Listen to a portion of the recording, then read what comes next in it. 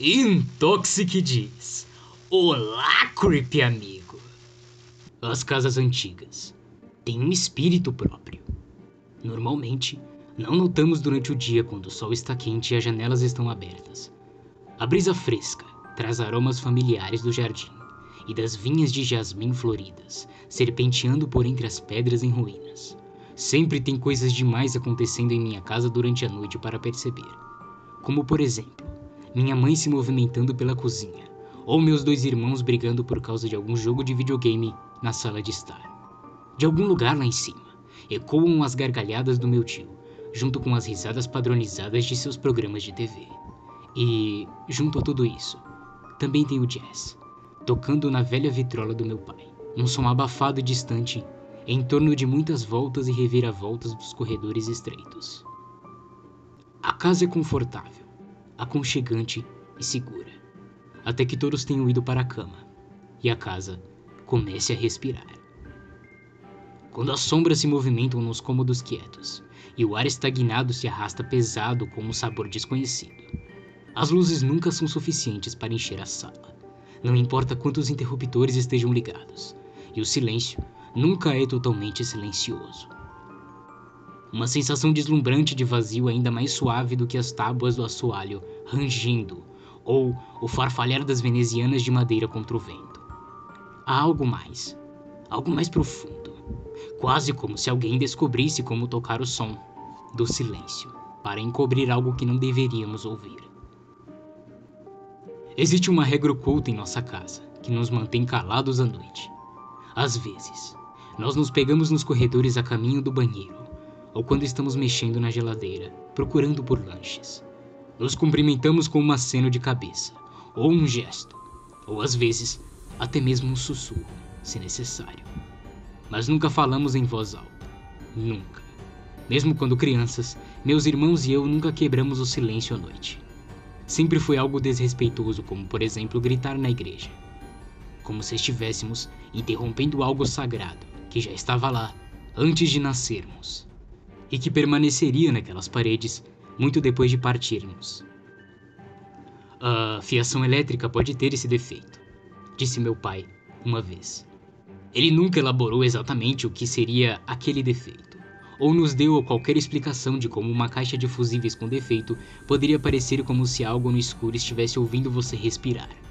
Isso não fazia sentido. Eu meio que gosto disso, sabe? Me faz sentir confortável. Como se a casa estivesse me protegendo de alguma maneira, durante a silenciosa noite. Tem a ver com o sistema de ventilação, disse minha mãe. Eu também percebi quando mudei para cá, mas honestamente, eu quase não noto mais nada. Apenas deixe uma janela aberta se isso estiver incomodando você. Não sabia como dizer a ela que a casa não queria janelas abertas à noite. Era como se eu empurrasse um dos meus irmãos para fora do sofá e imediatamente lhe dando as costas. Eu não teria que ver seu rosto para saber que ele estava com raiva. Ele não precisaria gritar ou me bater de volta. Eu apenas sentia a raiva se agitando atrás de mim.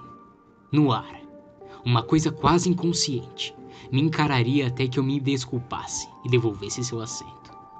Era assim com a casa, sufocando-me com sua raiva até que eu fechasse a janela de novo e a deixasse se acalmar. Ninguém constrói uma casa para se sentir assim. Se você está me perguntando por que essa casa é assim, é porque ninguém nunca construiu essa casa. Ela simplesmente cresceu assim. Gostei mais da explicação do meu tio, embora nunca a tenha entendido totalmente. Meus pais estavam sempre ocupados com alguma coisa, e meus irmãos nunca me deixariam esquecer isso, se eu dissesse que eu estava com medo. Meu tio gostou da minha visita porque ninguém mais o fez. Suas pernas não funcionavam mais, e ele nunca se levantava, exceto para se arrastar até o banheiro. Eu me sentava na ponta da cama, depois de trazer comida para ele, e eu ouvia ele enquanto ele me contava sobre os sentimentos que eu não conseguiria descrever. Não me venha com essa cara. As pessoas agem como se eu estivesse quebrado, só porque não ando mais por aí. Mas estar dentro de casa o tempo todo deu a mim e à casa a chance de nos conhecermos. Ela me contou como as pessoas às vezes veem e cortam árvores e constroem casas, e como a terra é prejudicada por isso. Como eu sei? Porque assim que as pessoas se levantarem e forem embora, a terra vai tentar se curar. Os jardins começarão a tomar conta da casa. O mato crescerá alto. Os animais começarão a pular cercas. E com tempo suficiente, você nunca saberá que houveram pessoas lá. É a mesma coisa com esta casa, só que ao contrário. A terra aqui foi ferida por algo há muito tempo atrás. Ferida por algo que está aqui antes mesmo dos colonizadores chegarem. E então, a terra fez o que sempre faz. Ela cresce e se cura. Algumas feridas são tão profundas que nunca cicatrizam direito. Então a terra tem que crescer como uma casa para prender a ferida dentro e nunca mais deixá-la ir. Você só está dizendo isso porque está pensando em suas pernas, eu disse a ele. Como é que uma casa vai crescer do chão, com todos os fios, canos e coisas assim? Meu tio riu, a risada profunda e familiar. Era tão diferente daquele lugar que poderia muito bem vir da própria casa. A casa não cresceu do zero. Os tapetes, o papel de parede e todo o resto. O formato cresceu, inchando como uma bolha na terra. E então as pessoas chegaram e devem ter pensado que era uma casa abandonada que ninguém antes deles construiu. Então eles reformaram e tornaram confortável para as pessoas viverem. Agora você me entendeu? O mais confortável possível. Considerando de onde veio, agora é nossa vez de cuidar deste lugar. E a dor que a fez crescer? Para onde foi? Você não estaria aqui me perguntando isso se já não soubesse, droga. Você pode não ouvir isso em muitas músicas, mas existem algumas mágoas que nunca somem. Portanto, você também pode torná-la amigável, porque ela estará lá até o fim de sua vida. Se a casa decidiu que não quer que estejamos aqui, então você não vai precisar ouvir isso de um velho como eu. Eu não teria me lembrado dessas palavras, se elas estivessem erradas. Acho que minha casa realmente se importava com meu tio. E meu tio deve ter se importado. Porque mesmo quando piorou, não deixou meus pais o levarem ao hospital. Ele nunca levantou a voz, mas deu o aviso de que haveria raiva se tentassem tirá-lo de casa. Lembro-me de ter pensado na época como ele disse isso e como isso foi estranho. Que haveria raiva. E não que ele ficaria com raiva. Mas a única coisa que parecia importar era que ele estava ficando parado e meus pais estavam muito preocupados. E assim como a casa, eles nunca me disseram exatamente o que estava errado. Não dormi muito naquela noite e estava acordado quando ouvi meu tio ofegando por ar. Fiquei surpreso que meu primeiro pensamento foi ficar com raiva dele por fazer tanto barulho, quando a casa queria que ficássemos quietos. O som do meu tio estava ficando cada vez mais desesperador, porém, e não demorou muito para eu acordar meus pais. Tudo ficou alto depois disso, meus irmãos gritando, meus pais discutindo e até mesmo o uivo de uma ambulância ecoando pela nossa rua. Acho que meu tio teria tentado lutar contra eles se ainda estivesse acordado quando o carregaram. Sei que ele teria feito mais para nos convencer se pudesse, para nos fazer acreditar que haveria raiva quando ele se fosse. Meus pais foram junto com a ambulância, e só eu e meus irmãos sabíamos o que aconteceu. Já estávamos com medo e ansiosos pelo nosso tio. Não teria demorado muito para nos irritar ou nos fazer imaginar demônios saindo da escuridão. Meus irmãos estavam tão preocupados com o que aconteceu que não paravam de falar. No entanto, sobre todos os vizinhos parados em sua varanda, sobre as máquinas de bip que os médicos carregavam, sobre o que iria acontecer com meu tio. Para a frente e para trás, cada vez mais alto, depois gritando novamente quando um deles dizia que meu tio ia morrer. A gritaria não parou, nem mesmo quando os dois finalmente calaram a boca. Ouvimos sons exatamente como meus irmãos, o som de correria pelos corredores de cima. As vozes ameaçavam umas às outras com atos tão cruéis e violentos que me faziam estremecer de agonia fantasmagórica. Meus irmãos pareciam não entender o que estava acontecendo e ficavam cada vez mais zangados um com o outro, ameaçando-se de verdade, enquanto acusavam um ou outro de tentar assustá-los.